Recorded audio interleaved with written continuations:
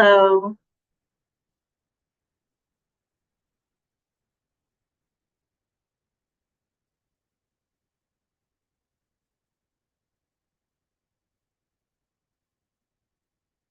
Hello and good evening to everyone joining us here in virtual edition of Washington State University's Visitor Writing Series. Thank you for joining us this wet and rainy night for the 2025 Visitor Writing Series and in welcoming tonight's honored visiting writer, Chris Hoshnic, to Washington State University, Vancouver and beyond to our virtual audience. My name is Bethany Fisher, and I'm a writer and poet, as well as a senior here at WSU Vancouver, currently pursuing a bachelor's degree in English with a minor in creative writing. I've been published in Lower Columbia College's magazine Slaw Review, as well as WSU Vancouver's own literary magazine, Salmon Creek Journal. Last and most importantly, I'm a huge fan of Chris Hoshnic. I am joining you from the WSU Vancouver campus Visiting Writers Series classroom, and Chris will be joining us via video link from his place. Before we bring out our admired guest, I would like to thank our partners at WSU Vancouver, the WSU Writing Series, the English Department, the Office of Diversity, Equity, and Inclusion, the Native American Programs Vancouver, the Common Reading Program, our Journal Landscapes, and our sponsors for tonight, the Cowlitz Indian Tribe. Thank you for all the opportunities that you provide to our university students. I would also like to thank our tech wizard, Rob Baker. Without him, we would cease to exist here with you virtually. I would also like to thank Vancouver campus co-director Julian Ankney, who will be doing the Q&A with Chris tonight, and Cameron Reed McGee, our Pullman-based visiting writer series director for the YouTube Tech tonight. Thank you all, our esteemed guests, for making time to be with us here this evening. I will now read WSU's land acknowledgement. Tonight, I come to you from the homelands of the Cowlitz Indian Tribe and all the people of the Lower Columbia Valley here in Vancouver. Washington State University acknowledges its locations statewide are on the homelands of Native people. The university expresses its deepest respect for and gratitude towards these original and current caretakers of the region. We also pledge these relationships will consist of mutual trust, respect, and reciprocity. I also want to remind you all that the land acknowledgements are just one step towards honoring Indigenous peoples' long presence on all U.S. land. To reaffirm our WSU President Dr. Cantwell's comment, together we will define what it means to be a modern land grant. Before we begin, a couple of housekeeping items. Although guests will not have the ability to show their face on YouTube livestream, you can, however, send messages to the author via the chat function. Please use the chat to engage and respond to questions you may have at the end for the Q&A, where you can ask your burning questions. So please have your questions ready. Prior to this event, I had the pleasure of taking a workshop with Chris, where he led in exercises of developing concrete poems and taught us the power of ekphrasis. For anyone who has not had the pleasure of visually experiencing Chris's work, I would highly suggest it as it truly takes you on a journey and immerses you in his art. Please join us in welcoming the remarkable Chris Hoshnic. Chris is a Navajo poet, playwright, and filmmaker, a recipient of the 2023 Indigenous Poet Prize for Hayden, Ferry's review, Poetry Northwest James Welch Finalist. Hoshnic is also an advocate and speaker of the Diné Bizaad, or the Navajo Language, and has translated works for Thousand Language Poet Project, a Virginia G. Piper Center for Creative Writing Initiative. His fellowships include the Native American Media Alliance Writers Seminar, UC-Berkeley Arts Research Center and Center Poetry and the Senses, and Diné Artisan, and Authors Capacity Building Institute. Hoshnic's work has received support from the Indigenous Nations Poets, CoLang, Tin House, and more. Now, with much ado, please put your virtual hands and snaps together for Chris Hoshnic. Hi, thank you so much, Bethany. It was great. Yeah, this is amazing. Thank you for having me. Before we kind of embark on this reading tonight, I want to kind of take a moment to express my gratitude to each and every one of you for being here today. It is truly an honor and a privilege to share the space with an incredible group of people.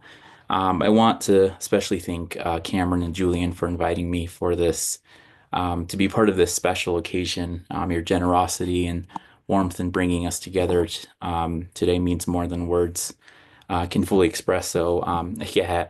Um, and to everyone who's joined us, whether you've been reading poetry for years, or if this is your first time experiencing a poetry reading, I just want to say heartfelt thank you for being here. Your presence is the heartbeat of this moment. And the beauty of poetry lies in its ability to connect, inspire, and move us. And knowing that we're sharing this experience together is truly a gift. And I'm deeply humbled by the opportunity to share my words with you today. And I hope that in some way, small way, the poems I'll be reading can resonate with you, bring you joy, or even spark something within. Um, it's always kind of a profound privilege to have the chance to speak to such open hearts, and I sincerely thank you for inviting me into yours. Before I share any work, I'll be reading about 4 or 5 poems. The majority of them will be visual, so I'll share screen when I can, and then yeah, we'll get started. This first one, I'd like to take you just to get things rolling. I'd like to take you to a place that holds the essence of deep connection for me, where land speaks, where language flows, and the threads of religion weave through every step we take. This poem's a humble invitation to the Navajo Nation, a land rich with history and spirit and resilience. So I invite you to listen with open hearts as we journey together through its stories and sacred spaces. Let me go ahead and share screen. Awesome. And this is Land is a Religion. Land is a Body is a Religion. The mother throws the umbilical cord from the body to the east on sovereignty. But in the west, the body is feral. The remains larger than 10 US states, it is a domestic dependent nation under Supreme Court or Indian reservation, interchangeable, where citizenship is taxed. Private property does not exist here. It is saddled by the US federal government, only to be barebacked by the tribal government. Navajos live in rented homes by Navajo Housing Authority or in mobile homes on public land. Banks do not give loans to build homes on public land. Therefore, Jackson leaves do not fall into place. And Division of Social Services said, apply for government housing. And the executive office of the president blessed the land with 49% unemployment rates. But the body must be enrolled in the firmament of Office of Vital Records and Identification. And the cabinet and their divisions called the firmament average household income of $8,000. The Division of Community said, work within the nation. And Prosperity Now said, behold, with a 36% poverty rate. But spring bloomed COVID-19, and 1/3 of households lacked water. And Law's Country Club and Cult 45 drown the body until the body is found dead 500 feet from the lease of the body. The ownership of the body will then return to the US federal government in rigor mortis, where the body is a dog rolling in the grass with a stump in the belly. Footnotes. This theology, like number, sounds like namas, meaning rolling around. The R is sometimes referred to as canine letter or dog's letter. Where my grandmother's land is unowned, has no lineage to wealth, one that cannot be built to pass on to my child's child, whose umbilical cord will likely rest in incinerators with all the other unwanted body parts. A similar location James Baldwin did not want to be integrated into. This is called a burning house. The concept, we, a nation of Chroma people, is confined to a home not recoverable. To remind you, this is a house built and made to be flammable, or as stated verbatim in NHA's mission, sustainable quality homes. This is an accidental note, an elegy without words, a sympathy gift made to light my great grandchildren on fire.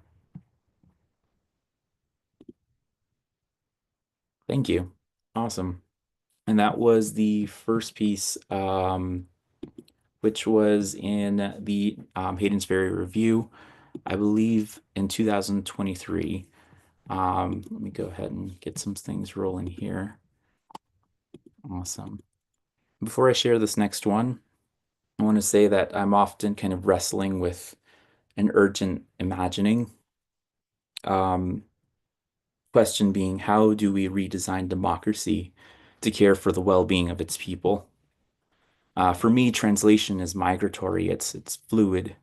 And so I think of translation as redesigning democracy and redesigning values of equity, empathy, and care into the fabric of a system and ensuring that the well-being of every person is at the heart of every choice and every policy. And so the poem I'm going to read speaks to that urgency of how we interpret and reimagine the world, how translation and migration is deeply personal, it's tender, and most importantly, borderless. So I want to open the door, or in this case, the dadilkat of translation to everyone in this room. Let me go ahead and share screen once more.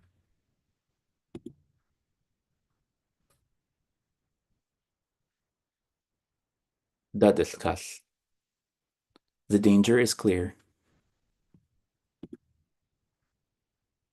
I ask of you, listener of prayer, medicine, blessing ceremony, and chant, take my poetry with salt. I have a limited amount of knowledge, and I will roll in its grasses. 1. In 20 years past, a lick of freedom pressures the current against and imagine, against language. In the husks, in 20 years past, I reconstruct he fought till the end in Navajo. Iga for fight, but cannot place a word for end.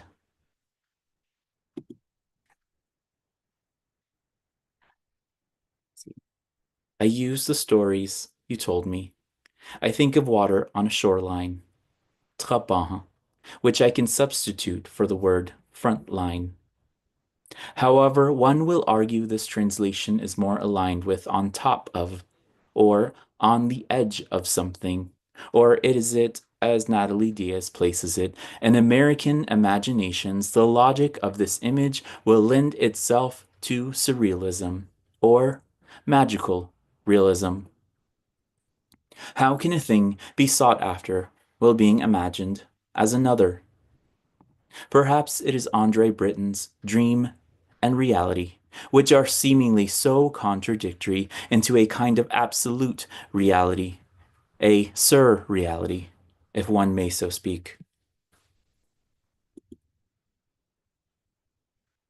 2. Our house on the hill. They always say in Navajo, up there, or in the sky, when affixing our house, but this night it sleets from above. I have WrestleMania on the television. A tape records. The VCR squalls after you. This squall speaks cicadas. This sound I'm referring to is known as their mating call. After cicadas mate, the male dies. So does the female, soon after laying her eggs.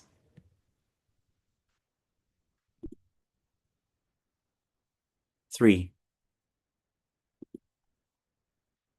Their figures then drop to the ground to help fertilize the fifth world. Dust, at least the good dust, must flood the shorelines.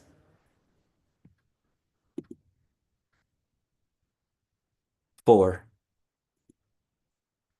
Where we lie with the lions in the passages of his book, they devour us in our sleep. Where we allow a single man to write stories, call it religion, call it reap.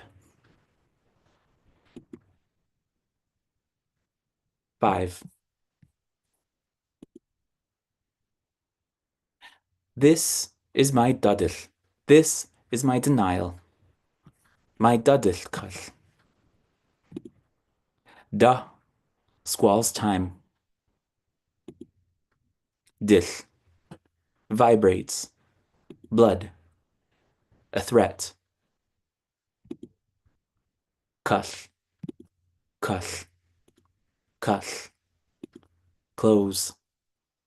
But here you mean door. Here the translation is not the translation, but a translation. This is what the door does. Door stakes the lion, and the lamb bleats from the hogan. I, a child, blood close. This night suffocates close. Pulses of plume fall in Safeco Field. On the far side of the country, 12 resolutions bleat. I will say goodbye to you. I will lie down in my own clothes. I will come down from you. Door from Yashe, from little. Does this mean I am still your child of disarmament? A child of mom manages the last of your bills in the kitchen, of coffee whistles on the stove, of empty glasses float, of clinks in sink water. This is the sound of good faith under door.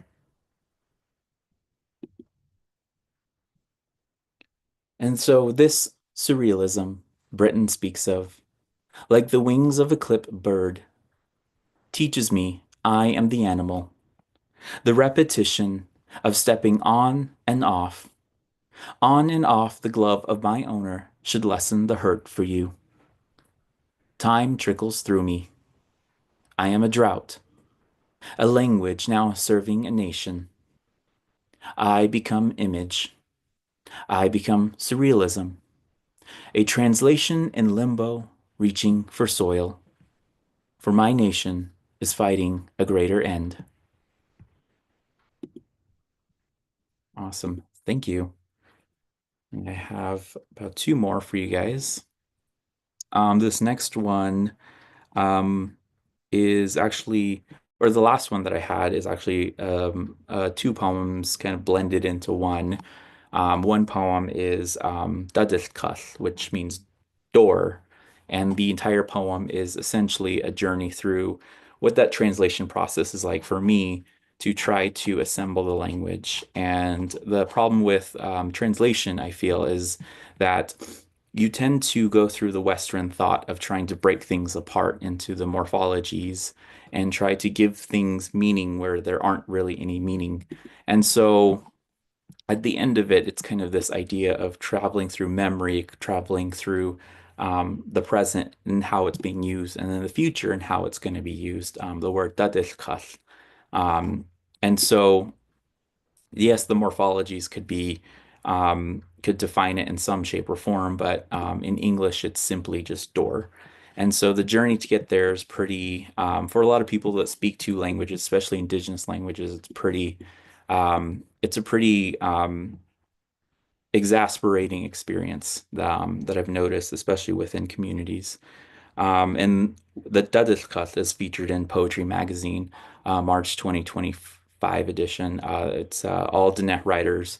And the other is The Danger is Clear, which is going to be in Kenyon Review, coming out here in the next couple weeks in April. This next one is actually going to be in Show Poetry, or it's actually in Show Poetry Journal, the Winter 2024-2025 edition.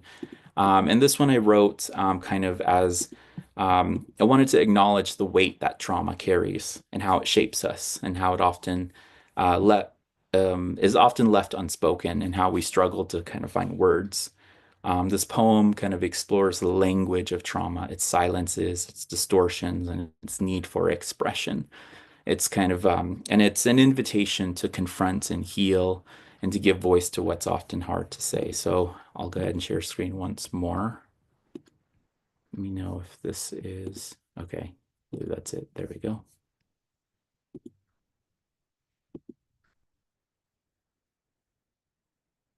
Event response. Those who witnessed such an event, like 9/11, responded, while others did not. An individual's response of a certain quality to an event is considered trauma.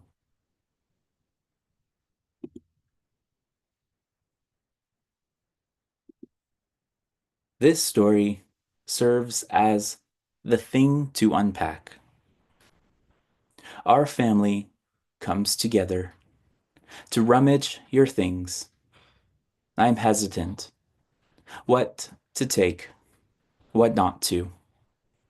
This unspoken rule, some instruments, and the pile of memories already claimed, a set of playing cards we used to play with, are in my uncle's hands. Not yours, he says. I cry a little, behave a little. What was the Navajo word for carry? Our spherical lexicon of tetherness, gone. And all I can own from you, rocks, granite, an old copy of the Navajo Times, of your obituary.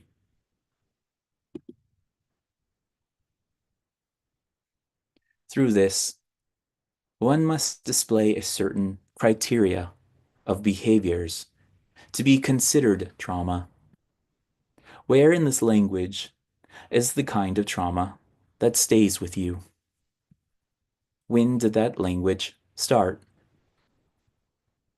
After some time passes, I will create a relationship with the comma and how sentences need to vary. And because of this story suffers a great deal of exhaustion.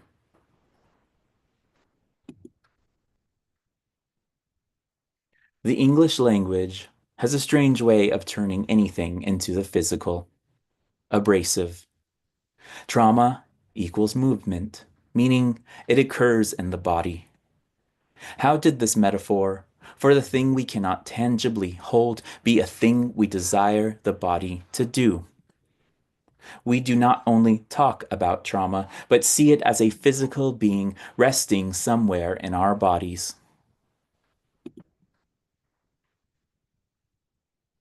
Do you carry trauma? You carry a lot of trauma. At some point, movement becomes the object. You have a lot of baggage. There's a lot to unpack here.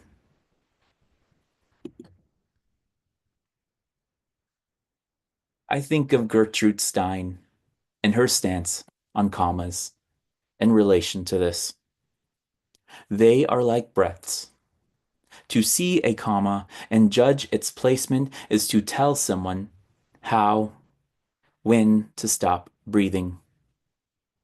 In this way, am I being told how to experience you, how to breathe through you, how to rebirth a thought? Awesome. Thank you. That was second to last, I believe. Let me see here. I have one more for you guys here. Um, this one I didn't have any pretty images for you, but I'm still kind of working through the idea of trying to get it as a visual poem. Um, this last one is I want to kind of take a moment to reflect on the power of water and the way it connects us, flowing through our lives and especially through land. But on reservations, I find water is quite a struggle and a scarce gift that too many of us are without. And so this poem is an exploration of that paradox, the life-giving force of it and then the absence of it that leaves a community thirsty and not only for sustenance, but for justice as well. So I'll go ahead and share screen for this last one. Let's see here. I want to make sure I'm clicking the right one. All right, and this last one is actually featured in Poetry Magazine, was a finalist for the James Welch Prize, I believe last year, the summer fall edition. This one is Something is Rotten in the State of Trust. Something is rotten in the state of trust. Here, while the 1868 treaty set apart a reservation for the use and occupation of the Navajo tribe, 15 Stat 668, it contains no language imposing a duty on the United States to take affirmative steps to secure water for the tribe. Arizona versus Navajo Nation, 2023. The desert whispers winters, and I awake. This breach of trust, an artery, I hold to the night sage, to the flat leaves, the canal waves. I rib my fingers through it, glitter below. Boundaries, timber on land, this permanent home. Here I question will. If I cannot have this bank, cleanse in these shores, then swell my loom and snake mines, burrowing owls, flat worms, but they will not.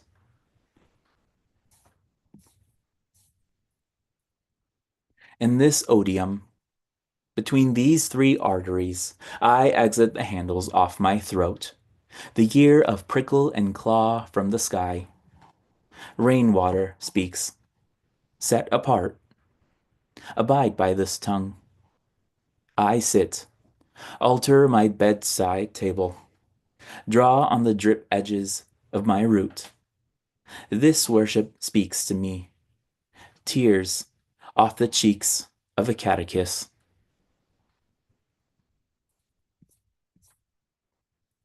20 years pass. I turn to you.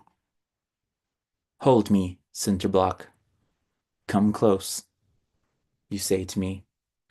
The binding is coming, and I go into the brush. Keep me warm. There I will sing under oath. I will come home. Awesome.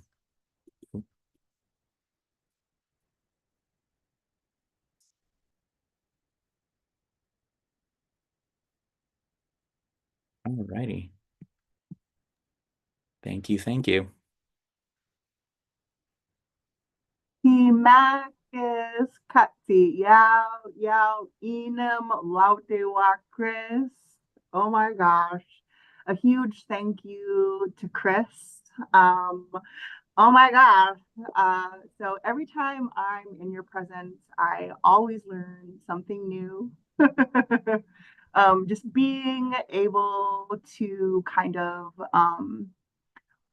visualize your poetry while you're actually reading it is it's just amazing. I really can't say enough about how native languages, or my native language, has actually shaped my own poetry. So for our first question in the Q&A tonight, Chris, how has Diné Bizaad shaped how you write or perceive your own poetry? Mhm. Um, for me, it's always been kind of it's funny that that Navajo language was my first language, and then somewhere along the way, I lost it. And regaining it back, obviously you kind of have this idea of like moving, you can speak it in casual conversation. I think everybody kind of can have that within their own languages outside of English, their heritage language. Um, but for me, it really comes at a point where I've always argued that a lot of Navajo speakers and Navajo pedagogy or Western pedagogies that teach second languages or other languages outside of English that are not Latin based kind of have this idea that we approach it with Western thought. And for me, I still feel as though I'm still attached to that Western thought of how I see Navajo in that poem, Dadishkush. I find myself breaking apart the word when I don't think the word really should be broken apart, if that makes sense. Um, and so I'm thinking in my mind, "Dah" means time, and then "dis" means like blood, and "kush" means like close. So the closing of a blood threat and time, or something like that, right? But that's not actually the translation. It could just be as simple as "dadilkat" is the sound that something makes when you're closing something. And so that's kind of the construction of the Navajo language. It's very sensory. And so bringing that into the poetry is really hard especially when poetry is kind of on the page. And so how do you bring it to life on the page is always my question. And so I try to do that through the visuals. I try to do it in various forms. And then I find myself kind of venturing out of poetry a little bit, but then always coming back to bring whatever I found out there, whether that's film work, or playwriting, seeing a performance of your language on the stage, and then thinking, oh, I didn't think I could perform it that way. What if I did it on the page? So every aspect of just seeing the language being used in everyday life, it's been interesting, and then incorporating it back on the plate page, I think is something I try to do. One thing that I've noticed is in a lot of heritage, indigenous language or native languages, that we have a lot of no, wait, onomo, I'm not gonna be able to say it. Onomatopoetic. There we go. I got it. I am an English major, I promise. Words, right? Yeah. Where the word actually mimics or the sound that animal makes, or like Mm. the door closing, right? Or we have a word for like cow, which is moo. Yeah. Mimi Putim, you know what I mean? Uh, So that sing song almost play with I can't stop with the morphology, but also like the epistemology of how those words not only connect to the animal, but also kind of show us in a roundabout way kind of who we are too through our heritage language. So I absolutely love it. Um, we have a question from our virtual audience. I'm not going to say their stage name. How do you plan out how you will visualize your poem? Is there a set idea when you start, or do you just let it come to you? um, it's different each time. It's almost like when musicians say, "Do I hear the music first, or do I hear the words first?" So it's always different for me. I think For me, I think it kind of goes back to your thing about sounds. I'm really interested in sound. Sound and image are one of the biggest things, and one of the biggest things I always talk about is what is the metrical history of a line? And when I ask that question, I'm always what I really mean by that is what are the cultures and traditions that precede it. And so if you write a line, especially Sherwin Bitsui has this poem called Tro, and it's kind of, and the word Tro means water. And if you say Tro, it sounds like water dripping, right? Just like you said with cow, and it's how he illustrates that on the page dictates the visual aspect of it. So the sound is dictating that image on the page.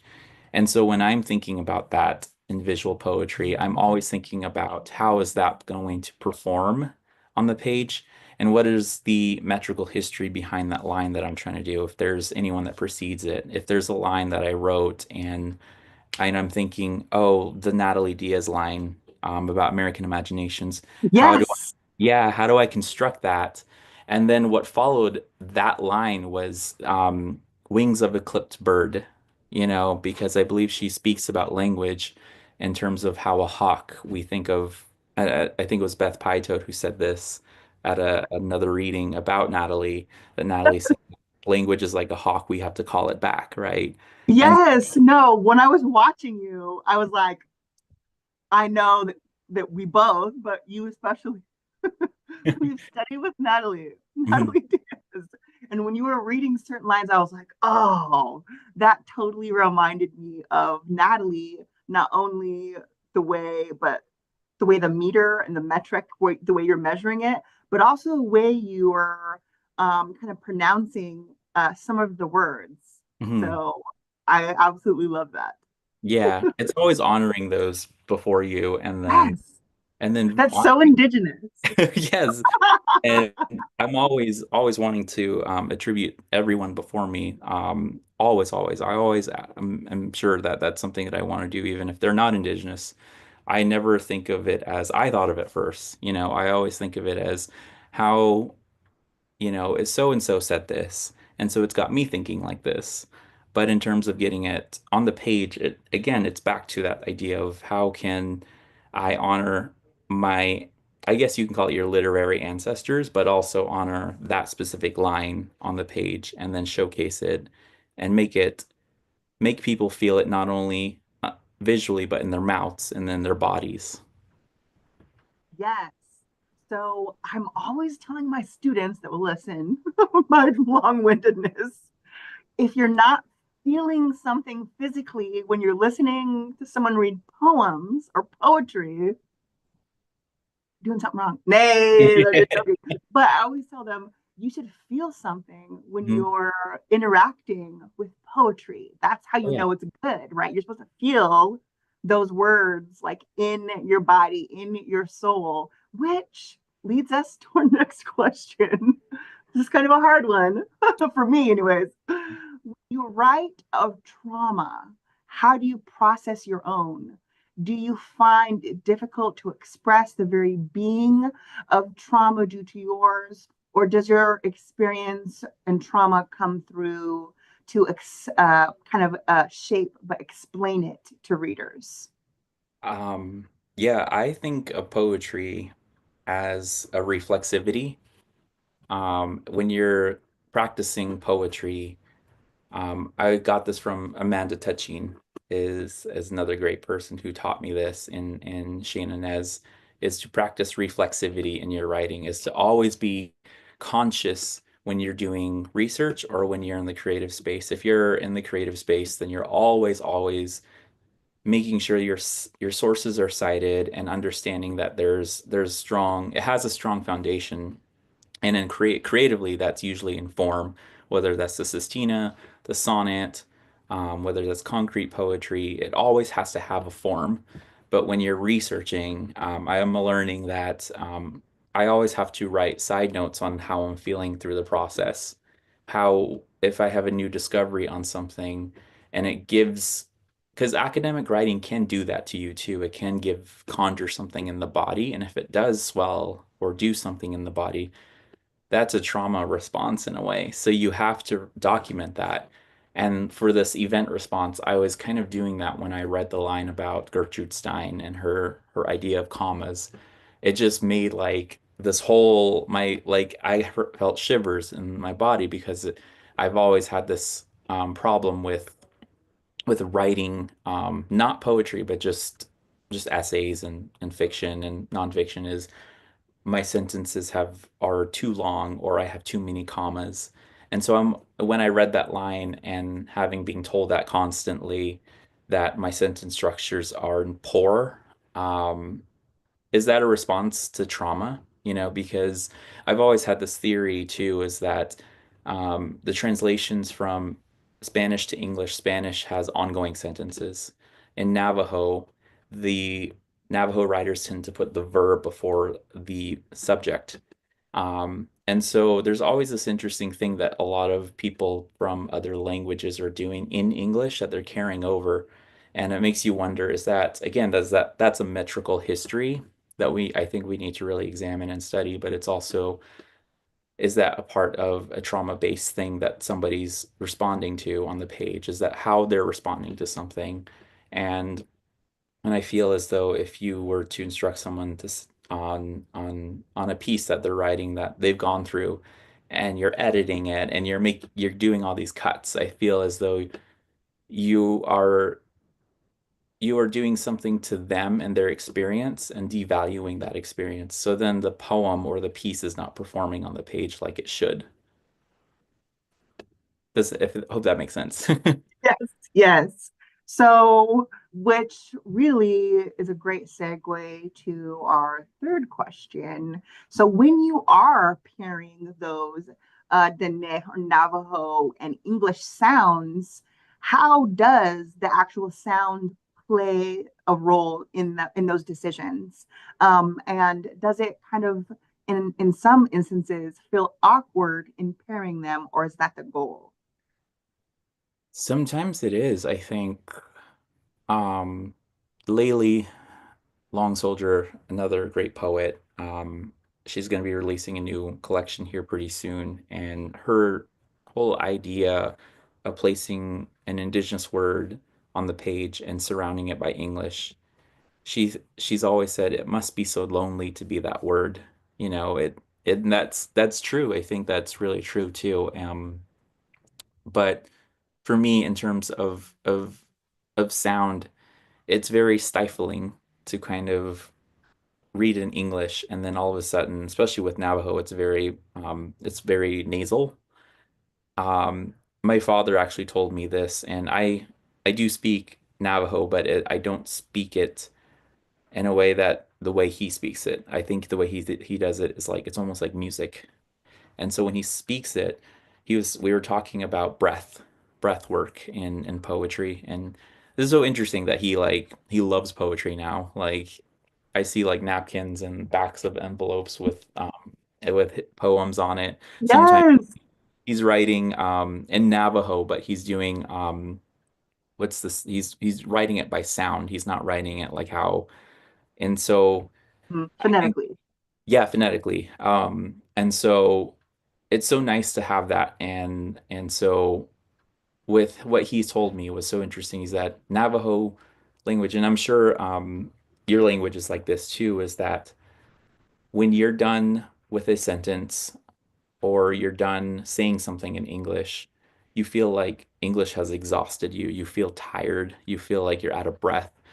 In Navajo, you're taking breaths between words and you're breathing in some words. And I think there's Hawaiian languages that do that as well, that really take into consideration breath work when they're speaking.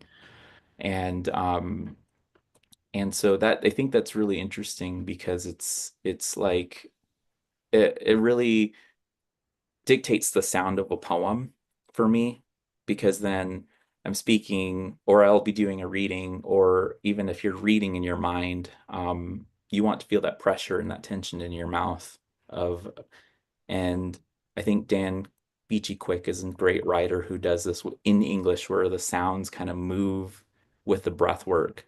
And I'm trying to get to that point where the poetry is really trying to work with breath the same way that Navajo is. But yeah, it is still stifling. I'm still tripping when I think I kind of tripped here a couple of times when I was saying cut, cut, cut. And then I was like, wait, don't keep saying that. Finish it with close. The original text in Poetry Magazine is actually close, close, cut, close. So I reversed it in the reading because that just sounded so much more natural for me. Mhm. Now, I don't know if an English speaker it would have been the other way around. So I hope that answers that. Yes, it does. Humakas got yo yo. Um, do you have any language or learning translation resources you can recommend reading or listening to? Um, I actually do have a lot of I I'm actually very, very hesitant to kind of offer any kind of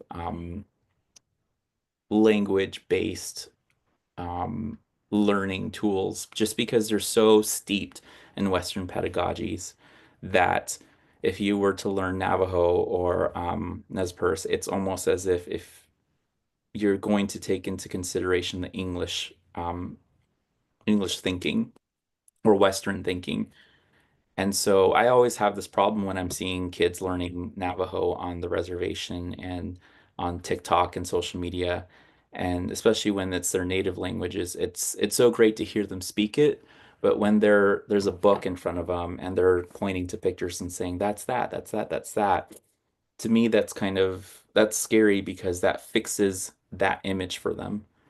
But in Navajo, in true Navajo, if they were to use that same image or same the word later down the road in poetry, in writing, or in everyday use with their elders, that the mobility of that word moves. And so now what was considered a duck, I think it was not ethi, it means they could just say it means duck, but the actual translation of it means it's floating on the water.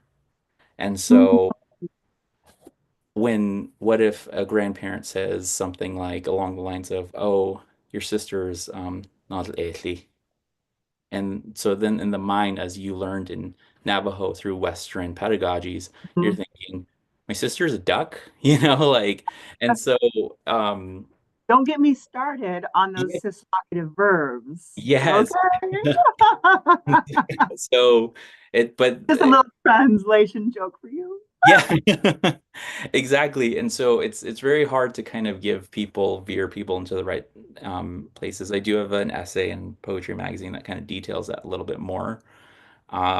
It's poetry as a vessel that I think community is really like the only way to really understand a word or a phrase or something or poetry, translating poetry, because you can't translate something by yourself. There's no way that you could do that. Otherwise, what you're doing is you're boxing yourself in and nobody's going to understand the poem. And so it just almost becomes, I hate to say meaningless because I'm starting to learn that I don't care what if a poem means. I only care what it sounds like. And Yeah, so, and so that's kind of contradictory, but it's also like, I don't know, but I do have a book that I swear by that I think would bend a lot of minds. It's George Lankoff, Metaphors We Live By. And it really touches on what event responses poem that I read is about. Like, why do we always attribute a lot of the English metaphors are always body related? You carry a lot of trauma. You carry a lot of baggage.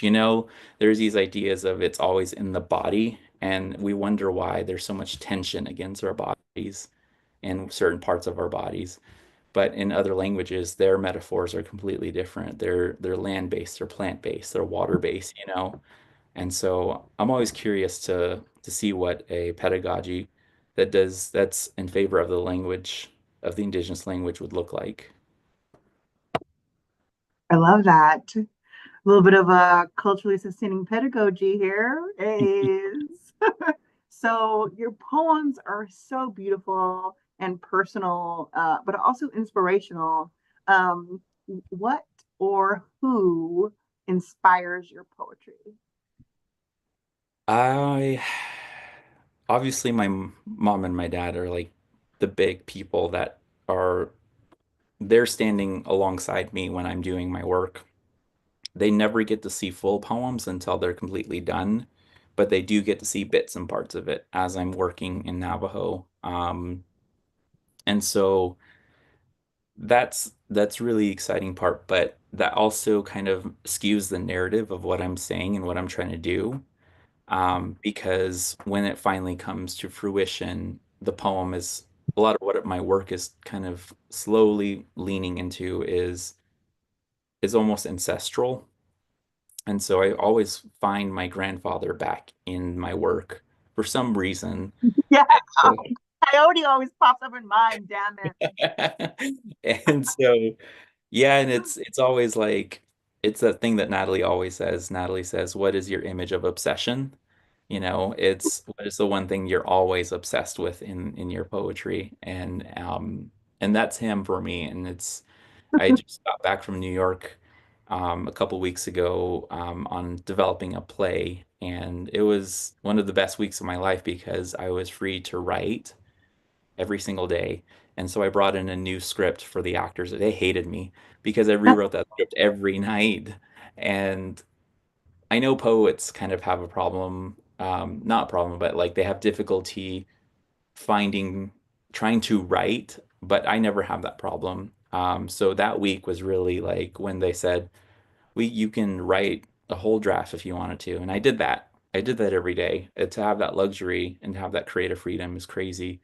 But within that that project, and my parents saw it for the first time. They were like, "Is this about your grandfather?"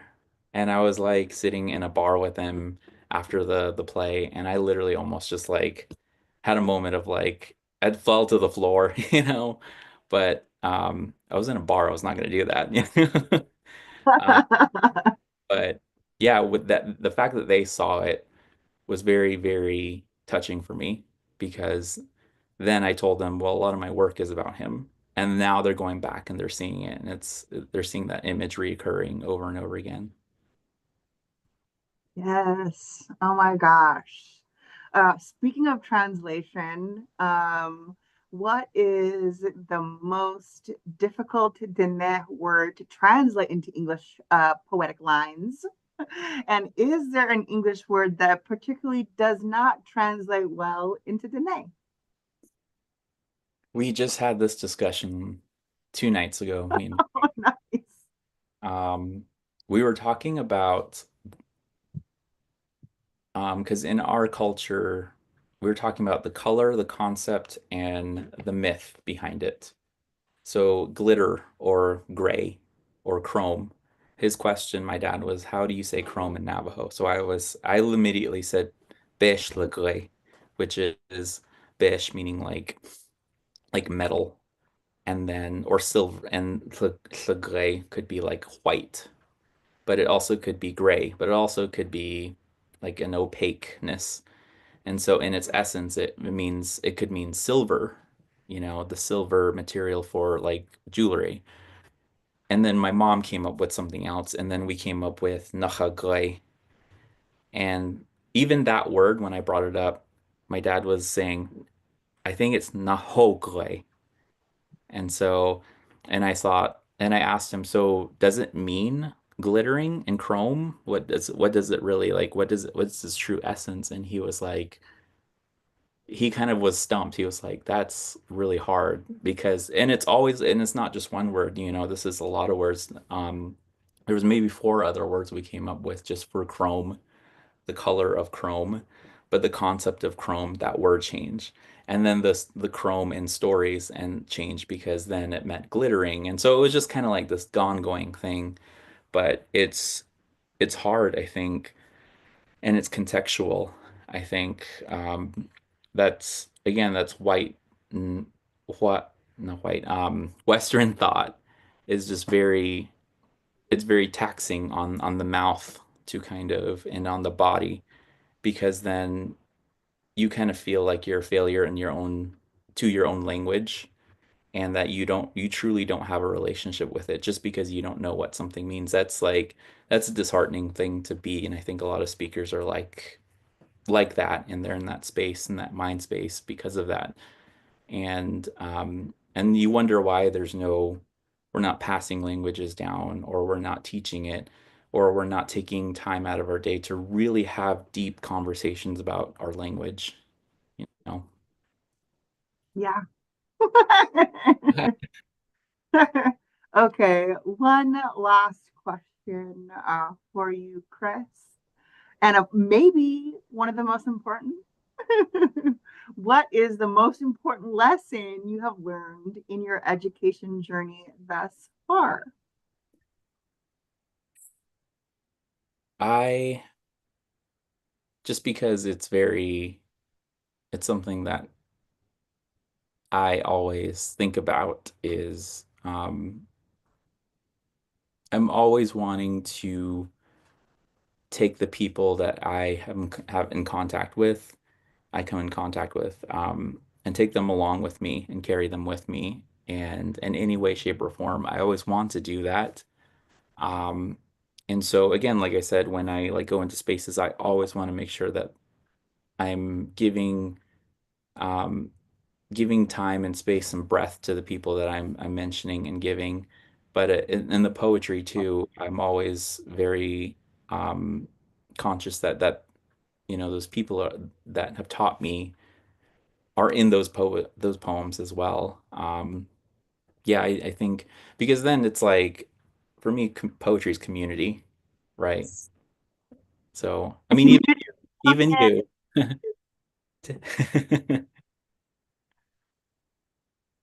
Yeah.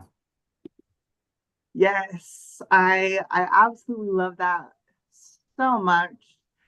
Again, as the Pacific Northwest natives do it over here, this is how they say thank you. So himakas kati yao yao, a huge thank you for your time, for your poems, for your translation. It is really, truly always a pleasure to be in your presence from one Resi child to another. Kati yao yao. Oh, oh. I wanted to also say, I can't say enough about again, your translations and your pairings, but also your creative thinking, because I feel like poets who do utilize their native language are really, guided in a lot of ways by not only our language, but for me, it reshapes how I even think about English. And Mhm. that's what I love about Nimiputim, this purse language. I wanted to give a huge shout out to our English 499 student, Bethany Fisher. You did an amazing job with the introduction to the series tonight. I know you were really nervous. It was amazing. So, himakas katsi to you too. And remember, when we tell our stories, we are in various ways creating that connection to each other, to our ancestors, and to our community. And that through this story work, where we are in turn uplifting BIPOC narratives, and when we share our stories, we draw from that shared history as our community's ongoing struggle to transform a world through story, through service, through reciprocity to our communities, and remember, using our heritage language is rebellion. Katsa yao yao to everyone, our esteemed audience, for being here with us tonight in community solidarity. And again, himakas katsa yao yao, a huge thank you. Nunem nimipum, anakon ma kawakiswit, wakiswit tenuates, and our peoples, ancestors, the living earth. Ka hustita kumina hiwesi we wiwaki titoken wates. And similarly, whenever the indigenous lands are laam punma titawyetsana mawak o wakima wiyautsanitikine, and those who have resided here since time immemorial. Yo, kalo. Katsi Yao Yao. Again, Tot Si Katin. Good night.